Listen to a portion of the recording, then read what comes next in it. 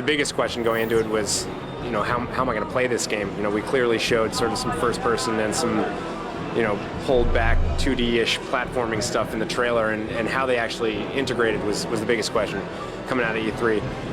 And today we answered that question. The demo, of course, started with a lot of cinematics, and storytelling is a huge part of this game.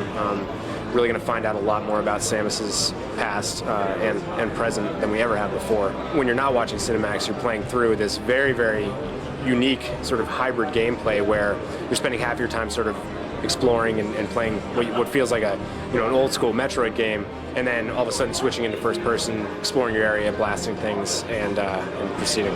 Basically, most of the time you're moving around, holding an NES style. It feels like Metroid 20 years ago. You're moving with the plus control pad, you're pressing the 1 and 2 buttons to jump and to shoot. Of course, as you're moving through these environments, you're going to have, this is a Metroid game after all, there's a lot of areas where all of a sudden you're going to think, how do I get through this room? Where's another exit? I need to find a different path to go on.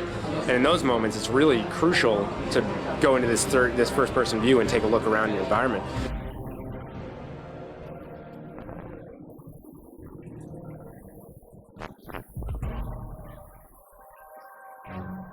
One of the things that you may have noticed was the concentration move, which replenishes your missiles. And basically the way it works is this.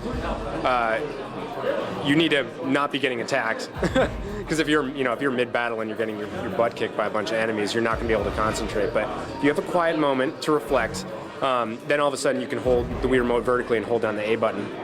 And if you don't have full missiles, what she'll do is she'll power up all of her missiles and replenish them. Additionally, if you get down into the very sort of terminal area of her health, the red zone, under, say, I think it's probably 30 health. Once you get into that zone, you can actually replenish some of your health by concentrating. You can't do it all. By the time end of this game, when you're sitting there with tons of energy tanks and stuff like that, it's not like you can all of a sudden, hey, I'm replenishing all my energy and I'm fine now. You can only partially replenish just enough to survive, but you're going to need that energy to get you to the next save station, or else you're going to die. It's pretty clear, I think, from what the brief snippet of the plot that you've seen, that those guys are on the same station as you. So you're going to cross paths a number of times. And of course, I don't know if you remember in Metroid Fusion, but the commander on this ship is Adam Malkovich, who of course was a crucial part of the plot of Metroid Fusion. His interaction with Samus is going to be a big part of the plot as well. But that's not to say that all of a sudden, this isn't a squad shooter. You're not going to have this gang of Galactic Federation soldiers with your back. There's still going to be tons of exploring. The sense of isolation that has been a hallmark of the Metroid series is alive and well in this game. You're going to do tons of that stuff. But you're also going to run into the soldiers as well, and they'll be a big part of the plot. I don't want to spoil any plot details for you, but I think it's safe to say that the timeline of Metroid, all of it, comes to bear in this game.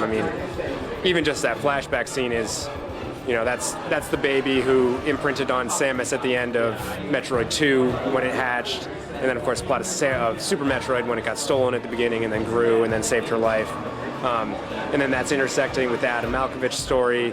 I think it's safe to say that you'll see, if you've been following the series a long time, you're going to have a lot of stuff to see in this game.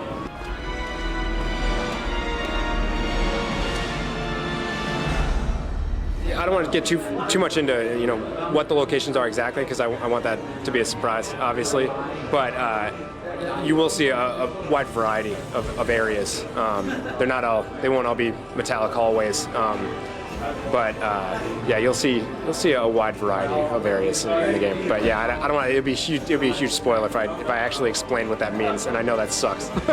It's so amazing to me to be sitting here and talking so much about this sort of mysterious Metroid plot, because of course, in the past a lot of the plot has been internalized, as stuff that you just are getting from the environment, and this one has a very, very expansive story. There's a lot of questions that you guys are going to have. And really, honestly, not all of them are going to get answered until you get to play the whole game, because it's an amazing plot start to finish. Nintendo really never afraid to take their franchises in new directions. We've seen it time and time again over the years.